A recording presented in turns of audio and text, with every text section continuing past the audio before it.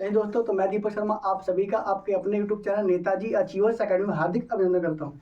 तो परीक्षाओं में बहुत ऐसे क्वेश्चन आते हैं जो हमारे दिमाग से उड़ जाते हैं। क्यों उड़ते हैं? हम याद रख ही नहीं पाते। तो ऐसे ही आपने सुना होगा 11वीं 12वीं जब आप पढ़ते होंगे तो भारतीय संविधान एक उधार का थैला है। तो क्यों है उधार का थैला, या ऐसा कहा क्यों जाता है, या फिर भारतीय संविधान में कौन कौन स्रोत किन किन देशों से लिए गए हैं, आता है ना? फिर क्या करते हैं हम, समझ ही नहीं आता। फिर बोरिंग समझ के बंद करके रख देते हैं। करते हैं ना आप? नहीं करते? बताइए जरूर। चलिए, करते नहीं करते तो बात की बात है, समझाता हूँ। आइए देखिए, भारतीय संविधान कुछ प्रावधानों जो कुछ देशों के लिए निम्न प्रकार के, मतलब कि जो भारतीय संविधान जब बन रहा था, ऐसे संविधान कब बना था और कैसे बना, मैंने बताया था वीडियो में, आपने देखा होगा तो। ठीक है, एक सवाल, संविधान की पहली बैठक कब हुई थी? याद तो होगा ना, आपने देखा होगा वीडियो को और लाइक भी किया होगा। तो पहली जो बैठक थी कब हुई संविधान सभा की, कब हुई थी? याद है? बताइए बताइए, कब हुई थी?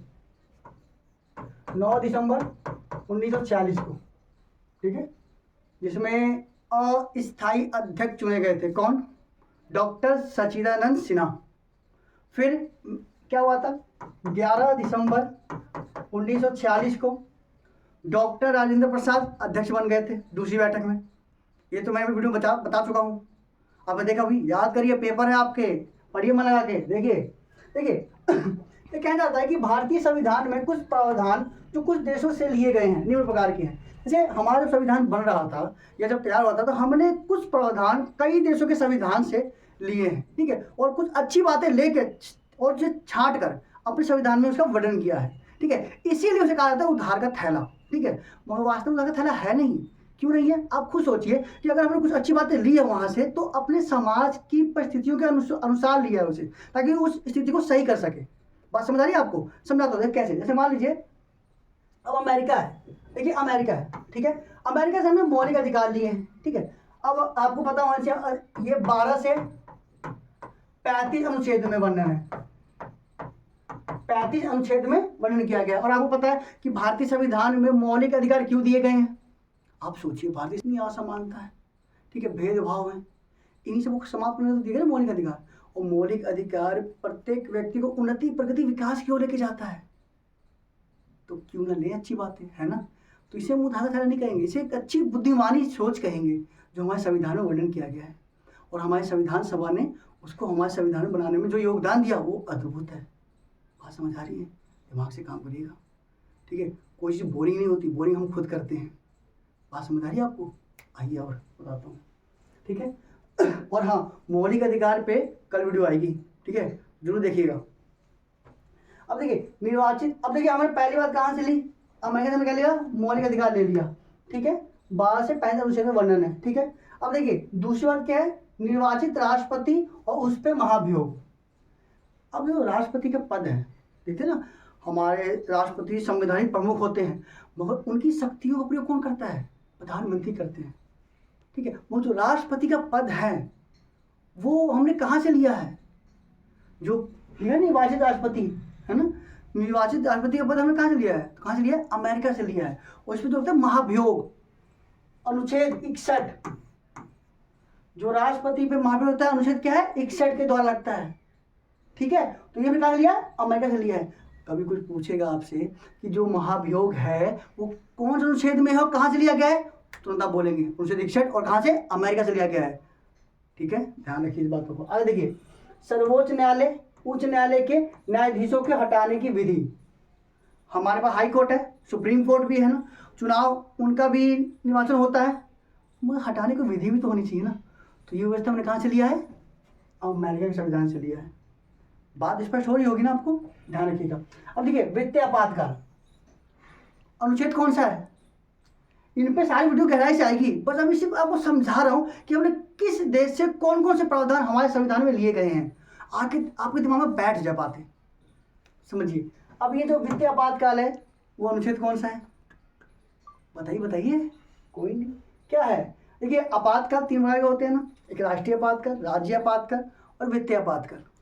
तो यहाँ वित्तीय आपातकाल की बात करें तो अनुच्छेद कौन सा लगता है वित्तीय आपातकाल पे? बताइए, ये तो आप ही बताइए, कमेंट में बताइएगा। ठीक है, ये मैं नहीं बताऊंगा, ये तो आप ही बताइएगा। क्योंकि 11वीं 12वीं तो आपने पढ़ा है ना ढंग से। ठीक है, कुछ लोग बीए भी कर रहे होंगे, तो इतना तो पता होना चाहिए ना। चलिए देखिए, राष्ट्रीय आपातकाल अनुच्छेद 352 लगता है, ठीक है, राष्ट्रीय आपातकाल। और राज्य आपातकाल 356 और 365 लगता है। ठीक, एक तो आपका काम है बताने का, ठीक है, कि वित्तीय आपातकाल का अनुच्छेद कौन सा है, जरूर बताइएगा। और हाँ, नकल मार के नहीं, दिमाग से बताइएगा, मुझे पता है आपके पास सब कुछ है। अब देखिए, अब न्यायपालिका की स्वतंत्रता है यानी आज़ादी, यानी देखिए ये क्यों ली गई है, हमने मांगा चलिए क्यों। मान लीजिए कोई ऊंचे पद पे है, अब वो स्वतंत्र नहीं रहेगा तो निष्पक्ष न्याय कैसे कर पाएगा। इसी निष्पक्ष न्याय कराने के लिए न्यायपालिका को स्वतंत्रता दी गई है, क्योंकि आपको पता होना चाहिए कि 25 जून 1975 को जब आपातकाल हुआ था तो ये आज़ादी उनसे छीन ली गई थी, फिर वापस दी गई 1978 में। तो इसीलिए न्यायपालिका स्वतंत्र होना बहुत जरूरी है उनका, न निष्पक्ष न्याय नहीं कर पाएंगे।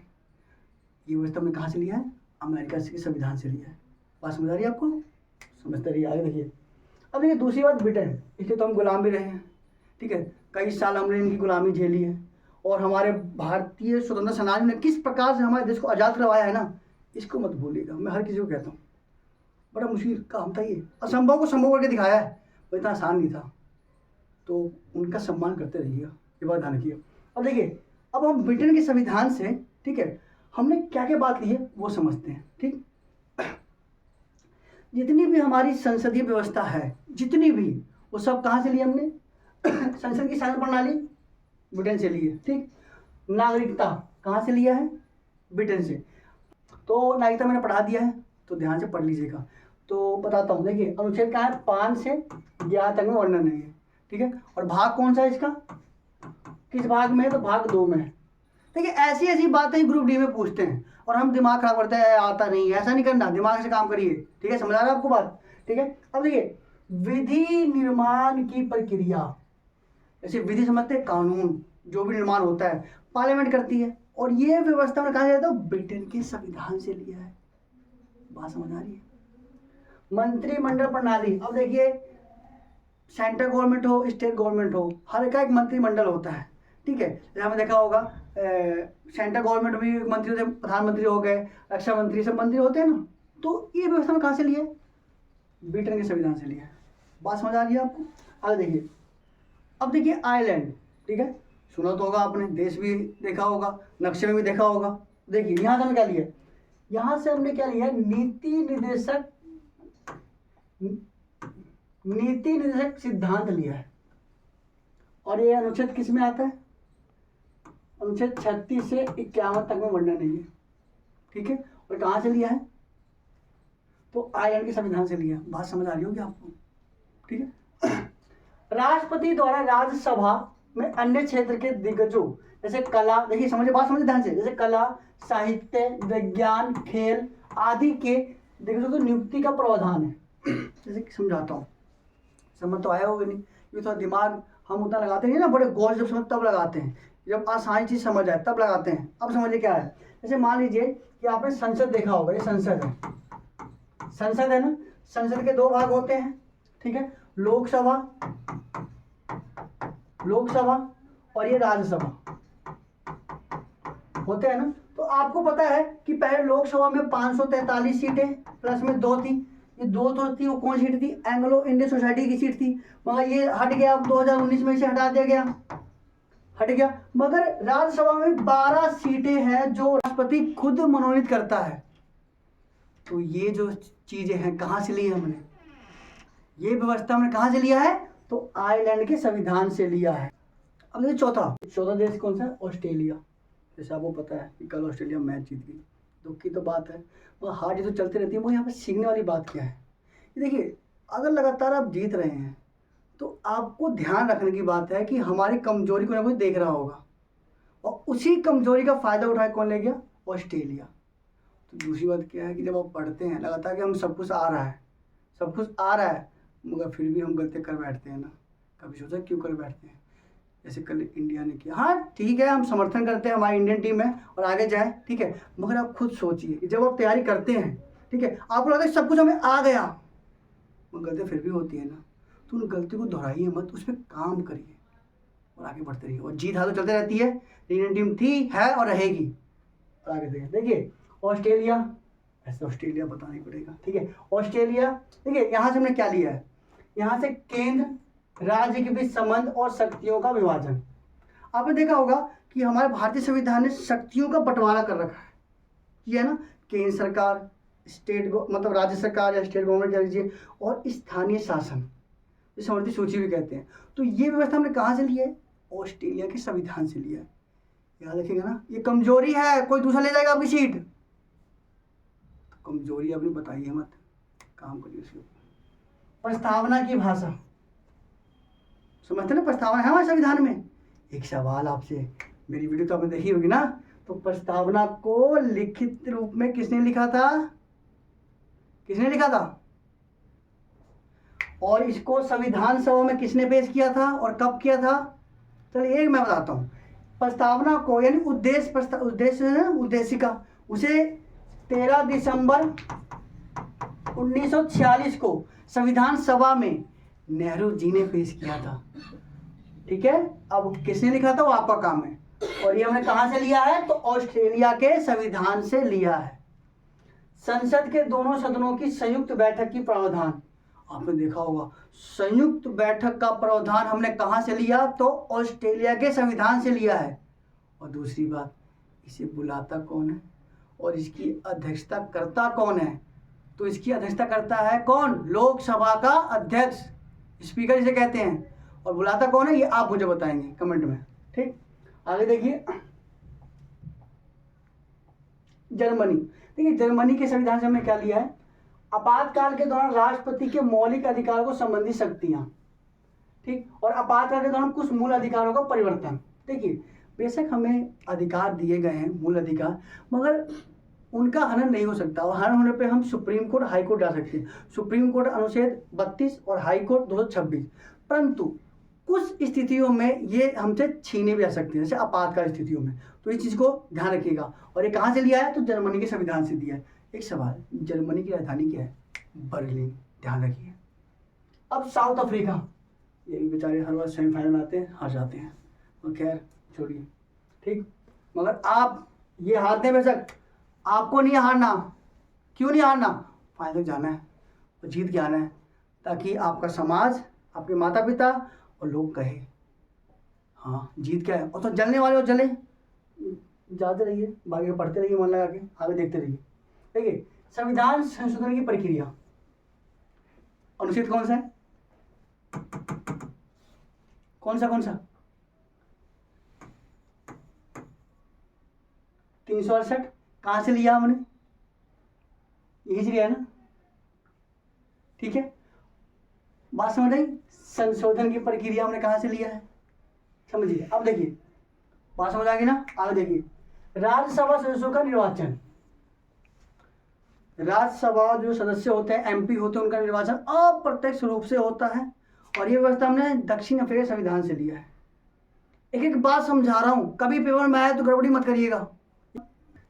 7वां देश कनाडा, कनाडा सुना ही होगा, कनाडा सुनते ही पंजाब की याद आ जाती है, कनाडा जाना, कनाडा छोड़िए, हम तो जाएंगे जब देखा जाएगा, मना पड़िएगा तब पहुंच जाइएगा, ये चाहिए ना, तभी तो हम पहुंचेंगे, समझिए बात को। केंद्र द्वारा राज्यपाल की नियुक्ति, अब आपको पता है कि भारत सरकार हर राज्य में एक राज्यपाल की नियुक्ति करती है, और यूटी यानी यूनियन टेरिटरी में क्या करती है, उपराज्यपाल और प्रशासक की नियुक्ति करती है।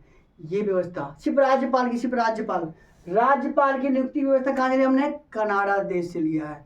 ओटावा राजधानी कनाडा की। एक और जानकारी ध्यान रखिएगा, उच्च न्यायालयों का परामर्श, उच्च न्यायालय परामर्श देखो कौन सी व्यवस्था है, कहाँ से लिखी, देखो ऐसी बातें आती है तो दिमाग से हिल जाती है, हम भूल जाते हैं, और यही भूल हमें नेगेटिव लेके चल जाती है और हम फेल जाते हैं, और हमारे पूरे साल की मेहनत धरी की धरी रह जाती है। तो करिए मेहनत, दिमाग से काम करिए और आगे बढ़ते रहिए। इस बार सिलेक्शन पक्का है आपका, ठीक है, मन लगा लीजिए, जब तक तोड़ेंगे तो छोड़ेंगे नहीं, करिए काम। अहम शक्तियां केंद्र के पास होने का प्रावधान, आपको भी पता है कि भारत एक राज्यों का संघ है, मगर इसमें अधिक शक्तियां की सरकार के पास है, ठीक है, और ऐसा देना भी जरूरी है, सब अपनी मनमानी करेंगे। तो ये व्यवस्था जो है तो कहाँ से है, कनाडा के संविधान से ली गई है। ठीक, अब सोवियत संघ बहुत बड़ा था, अभी बड़ा ही है, ठीक है, मगर आपको पता है कि 15 गणराज्य इसमें से हट गए थे।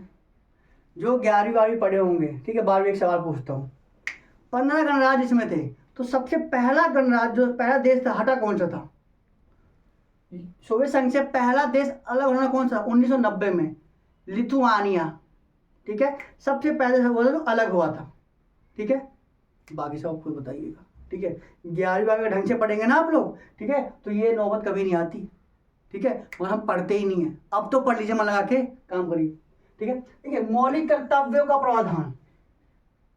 अब मौलिक कर्तव्य कौन से अनुच्छेद में? तो यूं करेंगे, दैया करें, समझ नहीं आ रहा कौन से में। देखिए तो क्या है, 51 का में है अनुच्छेद, भाग कौन से में वो आप बताइएगा, मैं नहीं बता रहा, लेके आऊंगा बहुत जल्द, वो सोचिएगा आप। ठीक, अब मौलिक कर्तव्य के एक बात सोचिए, इसको भारतीय संविधान में शामिल कराने का जो समिति थी वो सरदार सोवन सिंह समिति थी, ध्यान रखिएगा। ठीक, अब देखिए जापान, जापान से हमने क्या लिया? देखिए जापान की एक बात बताता हूँ आपको, आप लोग कहते हैं ना कि हम क्या करें, करते हैं मैथ, हार जाते हैं, ये करते हैं। जापान वो देश है जिसने 2 परमाणु बम झेले हैं। ठीक है, और सोचिए गलती किसी एक ने की, सजा सबको मिली है, और 2 परमाणु बम गिरा लिटिल बॉय और फैट मैन के रूप में 6 अगस्त 9 अगस्त 1945 को। तबाह हो गया था जापान। वो पता है दुनिया का दूसरी सबसे बड़ी अर्थव्यवस्था है, ऐसे नहीं बन गया, मेहनत लगन से काम किया है। आप भी करिए और जापान से बन के दिखाइए।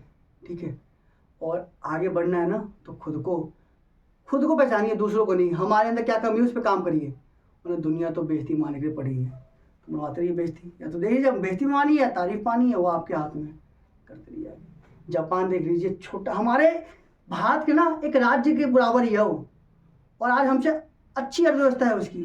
क्यों है? सोचा है कभी? कितनी मेहनत की होगी।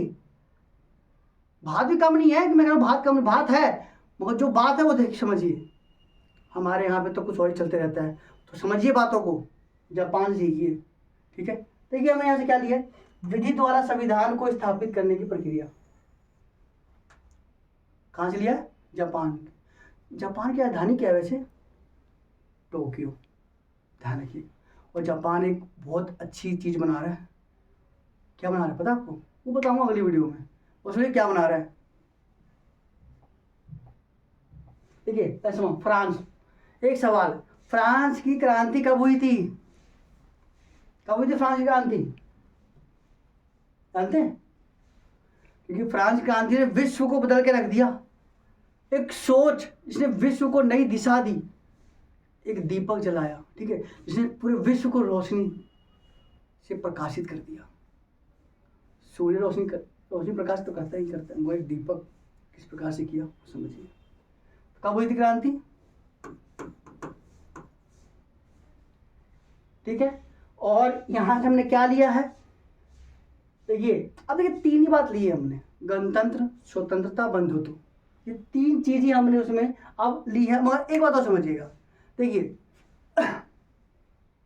अब देखिए मेन जो बात, देखिए जब ये क्रांति हुई थी तो गणतंत्र प्रस्तावना में स्वतंत्रता, समानता, बंधुत्व, आदर्श को सिद्धांत, ये जो हमने 3 बातें ही ली है। ठीक है, मगर जो हमारी प्रस्तावना है, जो संविधान की प्रस्तावना, उसमें वर्णन किया गया है। तो अब कोई पूछेगा तो बता देंगे ना। तो मेहनत करते रहिए, आगे बढ़ते रहिए और लगन से काम करते रहिए, और अपने आप को एक ऐसा बनाइए कि दुनिया कहे बन गया रे। तो इसी के साथ जय हिंद।